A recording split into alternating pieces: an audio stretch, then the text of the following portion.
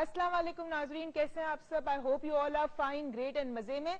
हम भी यहाँ बहुत मजे में हैं और आप सबकी दुआएं तो जाहिर सी बात, हमें तो कुछ हो नहीं सकता।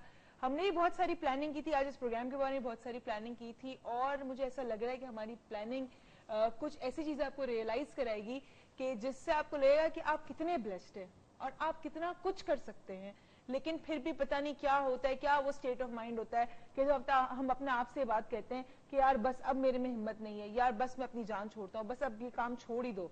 तो ये हम अपने इरादे जो छोड़ देते हैं बीच में, उनके लिए आपके लिए बहुत ही जबरदस्त आज हम शो लाए। हमारे साथ बहुत ही जबरदस्त गेस्ट है, लेकिन गेस्ट पे जाने से पहले हम अपने बाबा से बात करते हैं। अस्सलाम वालेकुम। बिस्मिल्लाहिर्रहमानिर्रहीम। वालेकुम अस्सलाम। कैसे हैं आप? मैं ठीक हूँ। आज सुबह ट्रेनिंग दे रहा था मैं, उसमें मैंने दो बातें बड़ी इंपॉर्टेंट बताई उनको। इमोशनल इंटेलिजेंस की ट्रेनिंग दे रहा था ब्यूरोक्रेट्स को। तो मैंने कहा कि दो ऐसी क्वालिटीज है इमोशनल इंटेलिजेंस की कि वो ढूंढते हैं कि क्वालिटी किसी शख्स में मिलेगी, वो जिंदगी में बड़ा कामयाब होगा। एक है डिलेड ग्रेटिफिकेशन और एक है ग्रेटिट्यूड। सही। और वो दोनों क्वालिटी हमारा दीन जो है हमें इसके बारे में बताता है, एक सब्र और एक शुक्र। सही। और हम इसको फॉर ग्रांटेड लेते हैं। हम तो बड़ी सारी चीजों को फॉर ग्रांटेड ले लेते हैं। हम पता नहीं किन किन चीजों को हम अपने हमारे पास जो चीजें हैं, हमारे पास जो नेमतें, हम उनको फॉर ग्रांटेड ले लेते हैं, सिर्फ ये सोच के यार मतलब कि सबके पास है ये तो। लेकिन जो आपको लगता है वो सबके पास है, शायद वो नेमत सबके पास नहीं है। ये सिर्फ आपका गुमान है कि वो सबके पास है। लेकिन जिनके पास वो नेमत नहीं होती, फिर भी वो अपनी जिंदगी में बहुत कुछ कर जाते हैं, हमसे और आपसे भी बहुत ज्यादा कुछ कर जाते हैं। हमारे साथ हमारे गेस्ट हैं, माशाल्लाह बहुत ही जबरदस्त गेस्ट हैं और वो आज आप हमारे शो में आए, उसके लिए सबसे पहले बहुत बहुत शुक्रिया आप दोनों का। हमारे साथ शकीला साहिबा हैं जो हैं vice chairman Pakistan disable foundation की, right, and she is a lecturer to. आप लेक्चर भी देती हैं गवर्नमेंट डिग्री कॉलेज में, लेक्चर्स भी देती हैं। और हमारे साथ सबा साहिबा है हु इज अ स्टूडेंट। और आप इस वक्त क्या पढ़ रही हैं? I am studying sociology. ओह माशाल्लाह, she is studying sociology. And आपको मिलाएंगे इनसे, इनके बारे में बहुत सारी बातें बताएंगे और इनसे ही पूछेंगे कि जिंदगी को इन्होंने किस तरह प्लान किया है। पहले तो मुझे आप बताएं, जहां आपने बात की शुक्र की, सब्र की, नेमतों की, अगर हम ये शुक्र, सब्र और इन नेमतों को अगर हम पहचान जाएं तो शायद हमें कभी भी किसी भी तरह का डिसहार्टनिंग फीलिंग ना हो जिंदगी से। इंसान जिस दिन रब से शिकवा बंद कर दे वो इजहार होता है मैं अपने रब से राजी हूं। सही। क्योंकि पहले आपको अपने रब से राजी करना होता है, तब आपका रब आपसे राजी होता है। जब तक आप अल्लाह से राजी नहीं, अल्लाह आपसे राजी नहीं होगा। तो जो चीज आपको रोकती है रब से राजी होने में, उसमें से एक बहुत बड़ी चीज जो है वो कुफराने नेमत और शिकवा है। सही। ठीक है। इंसान बहुत कुछ उसके पास होता है मगर उसे फिर भी लगता है कि मेरे पास नहीं है, क्योंकि किसी और के पास मुझसे ज्यादा है या किसी और के पास कोई चीजें जो मेरे पास नहीं है। कभी भी वो ये नहीं सोचता कि मेरे पास कौन सी ऐसी चीज है जो बहुत सारे लोगों के पास नहीं है। अगर मेरे पास साइकिल है तो दुनिया में बहुत सारे ऐसे लोग हैं जिनके पास साइकिल नहीं है। मेरे पास मोटरसाइकिल है तो कई लोगों के पास मोटरसाइकिल नहीं है, सिर्फ साइकिल है। तो जब आप अपने से नीचे लोगों को देखते हो तो आपको एहसास होता है कि आप कितने खुशनसीब हो। लेकिन उसके साथ साथ मुझे एक और चीज की जो फीलिंग है कि हम अक्सर मटेरियलिस्टिक चीजों को कहते हैं हमारी नेमत है, वो भी है, नो डाउट अबाउट इट। लेकिन हमारी जो अपनी पर्सनल नेमतें हमारे साथ है कि हम देख सकते हैं, हम सूंघ सकते हैं, हम बात कर सकते हैं, हम चल सकते हैं, हम अपनी बात को इजहार कर सकते हैं, हम सारे रंगों को देख सकते हैं। ये सारी नेमतें बहुत सारे लोगों के पास नहीं होती। देखिए ये तो वो नेमत है जिसका हम रियलाइज ही नहीं करते ना, क्योंकि हमारी जो टोटल फोकस है वो हमारा मादी चीजों पे ज्यादा है। गाड़ी, बंगला, कोठी, ये वो, खूबसूरती, हुस्न, ये वो। ये जो नेमत है इसके बारे में तो आदमी सोचता नहीं जब तक वो नेमत चली ना जाए। जब तक वो नेमत चली ना जाए बहुत बड़ी बात तक सोचता नहीं है। और आज हमारे गेस्ट जो है वो हमें इस नेमत के बारे में बताएंगे। वो बताएंगे क्योंकि उनमें हमारे पास जो गेस्ट है उनमें से एक गेस्ट था जिनके पास ये नेमत थी कि वो हर चीज देख सकती थी, लेकिन किसी इंसिडेंट की वजह से, एक डिजीज की वजह से वो अपनी बीनाई खो दी उन्होंने। और एक हमारे साथ एक और स्टूडेंट है जिनकी सभा का मैंने आपसे बात किया। I'm really glad and I'm really happy that she's learning sociology, right? Yeah, and she's doing really well, mashallah. तुम्हें हैरत की बात है कि इन दोनों ने अपनी जिंदगी को प्लान किया। प्लान किया, या मतलब ये आज लेक्चरर है और वो सोशियोलॉजी पढ़ रही है, اس کا مطلب پلان کیا ہوگا تو سوشیولوجی تک پہنچی نا. صحیح. اور یہ وائس چیئرمین ہے پاکستان ڈسیبل فاؤنڈیشن کی, تو یہ پلاننگ سے بنی ہوگی نا. بالکل صحیح, پلاننگ سے بنی ہوگی. آج ہم بات کریں گے پلاننگ کے اندر شکرانہ کتنا امپورٹنٹ ہے. کیا پلاننگ کا پارٹ شکرانہ ہوتا ہے یا نہیں ہوتا؟ آپ نے کہا رب کو راضی کرنے کا ایک ذریعہ شکرانہ ہے, گریٹیٹیوڈ ہے. تو اگر ہمیں اپنی پلاننگ کو کامیاب کرنا ہے تو جو کچھ ہمارے پاس آ رہا ہے ہمیں اس کو شکر ادا کرنا ضروری ہے. تو ہم اس پہ بھی ڈسکس کریں گے, لیکن پہلے ہم تو ذرا بات کرتے ہیں آپ لوگوں سے, کیونکہ آپ آج ہمارے بڑے اسپیشل سے مہمان ہیں اور ہمارے بڑے دل کے قریب ہیں. آپ بتائیے سب سے پہلے شکیلہ صاحبہ کہ آپ جو ہمیں انفارمیشن آپ کی طرف سے آئی ہے کہ آپ 14 ایئرس تک you could see everything, right, and after that you suffered a disease, اس کے بعد آپ نے اپنی بینائی کو کھو دیا. تو آپ نے اس دنیا کے رنگوں کو دیکھا ہے, آپ جانتی ہیں رنگوں کو, تو اس وقت کیا فیل ہوتا ہے؟ اور جب آپ کے ساتھ یہ انسیڈنٹ ہوا, جب یہ ڈیزیز ہوئی آپ کے ساتھ, تو اس کے بعد آپ نے کتنا بڑا سیٹ بیک تھا اور اس کو آپ نے کس طرح لیا؟ بسم اللہ الرحمن الرحیم. سب سے پہلے میں شکریہ ادا کروں گی ہیلتھ ٹی وی کا کہ انہوں نے ہمیں یہاں بلایا, ہمیں موقع دیا کہ ہم بھی اپنے جذبات کا, اپنے پلاننگز کا یا اپنی پرسنالٹی کا پیش کر سکیں. اس کے لیے میں بہت مشکور ہوں آپ لوگوں کی.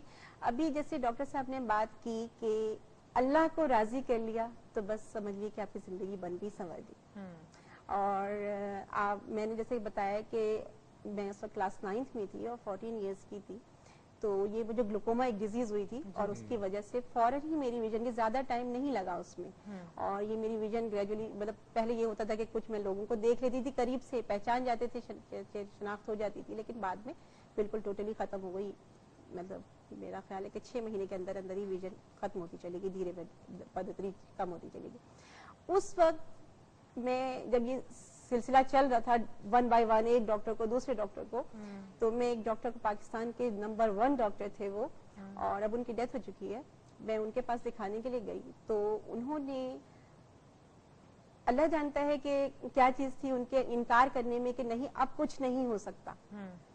تو میرے آنکھوں سے آپ یقین مانیں کہ آنسو نکلے, اور چند قطرے ہی ٹپکے ہوں گے آنسو کے, کہ میں نے کہا کہ گرد و پیش میں اتنے سارے لوگ ہیں, وہ کہیں گے دیکھو اتنی بڑی لڑکی رو رہی ہے.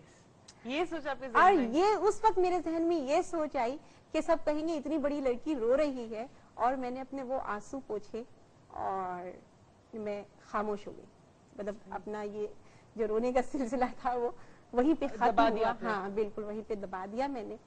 پھر میں نے اس وقت مجھے سب سے زیادہ جس چیز نے ہرٹ کیا, آپ یقین مانے ویژن میری اتنی کم ہوتی جا رہی تھی, لیکن میں اسکول پہ سے چھٹیوں پہ تھی اور میں دھوپ میں بیٹھ کے اپنا ہوم ورک کر کے اپنے بھائی کے ساتھ بھجواتی تھی کہ میرا ہوم ورک جو ہے وہ پورا اپڈیٹ رہے.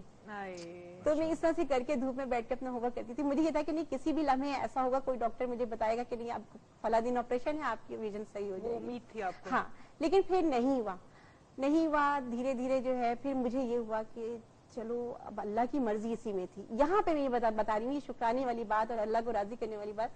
تو یہ میں نے کہا کہ لگتا ہے یہ اب ایسا ہے کہ اب کچھ نہیں ہوا اتنے عرصے میں, اب ویژن بالکل چلی گئی ہے. اب یہ ہے کہ اللہ کی مرضی اسی میں تھی, اور دوسرا یہ کہ یہ بھی مجھے تھا کہ کیا پتا کون سا لمحہ جو ہے اللہ تعالیٰ میری بینائی واپس لوٹا. یہ مجھے امید بالکل ہے اور ابھی بھی ہے. اور اس کے بعد پھر جو ہے الحمدللہ مشکلات دیکھیں ہر شخص کی زندگی میں آتی ہے. میرے ساتھ ایک پرابلم ہے, ایک ڈیفیشنسی ہے, لیکن میں سمجھتی ہوں کہ میں نے اللہ تعالیٰ سے جب میں نے شکوہ گلا کوئی نہیں کیا, تو اللہ تعالیٰ نے جو ہے مجھے الحمدللہ اللہ کی رضا حاصل رہی, اور ایک کے بعد ایک مشکلات آئے, لیکن میں اپنی منازل طے کرتی چلی گئی.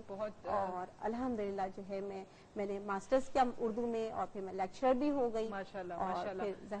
چلے میں آپ سے ایک چھوٹا سوال پوچھوں پلاننگ کے بارے میں, بڑا مختصر سوال ہے کہ آپ نے 14 سال کی عمر تک اپنی زندگی کسی نہ کسی طریقے سے پلان کی ہوگی. جب آپ کو بینائی تھی, آپ کو نہیں پتا تھا میرے ساتھ آگے کیا ہونا ہے, ان ایکسپیکٹڈ چیز ہوئی نا, تو آپ نے پلان کیا ہوگا کہ میں یہ کروں گی بڑی ہو کے, میں ایسے کروں گی, میں ویسے کروں گی. اس وقت کی پلاننگ جو آپ نے اس وقت سوچی تھی اور جب آپ کی بینائی چلی گئی اس کے بعد, تو اس کے بعد نیچرلی پلاننگ سے بھی ڈفرنس آئے ہوں گے, یا آپ نے اپنی پوری پلاننگ کو پورا کیا؟ آپ کو میں ایک بہت مزے کی بات بتاؤں کہ میرا اپنا سوچنا یہ تھا کہ میں یا تو ٹیچنگ لائن میں جاؤں گی, یا جو ہے لا کی طرف جاؤں گی. اچھا. وکالت کا مجھے بہت شوق تھا. ایک زمانے میں ڈائجسٹ میں کہانی آیا کرتی تھی ایڈوکیٹ ساحلہ عبد الکریم کی, اور وہ مجھے بہت پسند تھی وہ, اور میں کہتی تھی کہ نہیں میں بھی وکیل بنوں گی.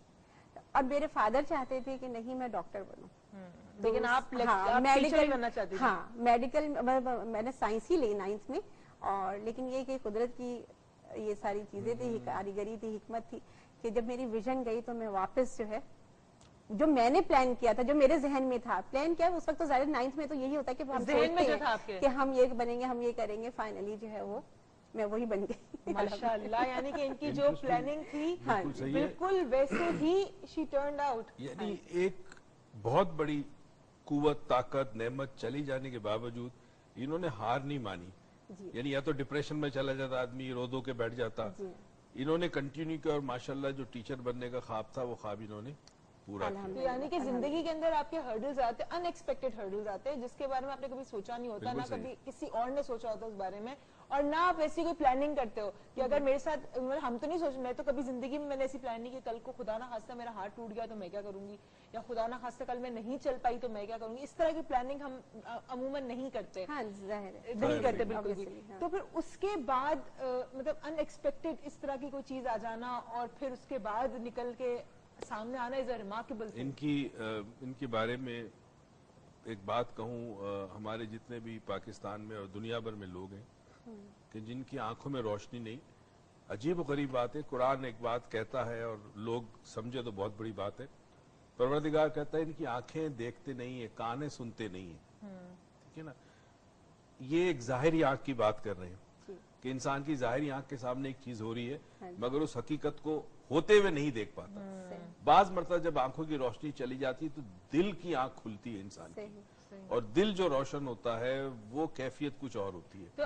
تو اسی لیے مراقبے کے اندر اس دل کی آنکھ کو کھولنے کے لیے ظاہری آنکھوں کو بند کرنا پڑتا ہے. اچھا مجھے بات بتائیں کہ جیسے کہ again this is a thing that is there, will be there with her. Allah نہ کرے, میرا تو یہی دعا ہوگی کہ آپ کی جو امید ہے وہ پوری رہے, اور انشاءاللہ آپ نے کبھی بھی جو آپ کی جو ابھی بھی دل میں جو امید ہے کہ میری بینائی واپس آ جائے, تو انشاءاللہ کبھی آپ کے ساتھ ایسا ہو اور واپس آ جائے. ہماری سب کی دعائیں ہیں آپ کے ساتھ.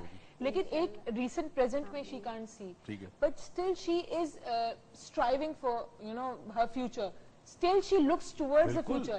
لوگوں کے پاس آنکھیں ہوتے ہوئے بھی وہ فیوچر کو نہیں دیکھتے. یہی تو عجیب سی بات ہے کہ انہوں نے اپنی تعلیم مکمل کی, آج وہ لیکچرر ہے, ماسٹرز انہوں نے کیا, اور یہاں پہ ملک میں ایسے ایسے لوگ ہیں جن کے پاس آنکھیں ہونے کے باوجود وہ تعلیم میں انٹرسٹڈ نہیں ہے, پڑھتے ہی نہیں ہے.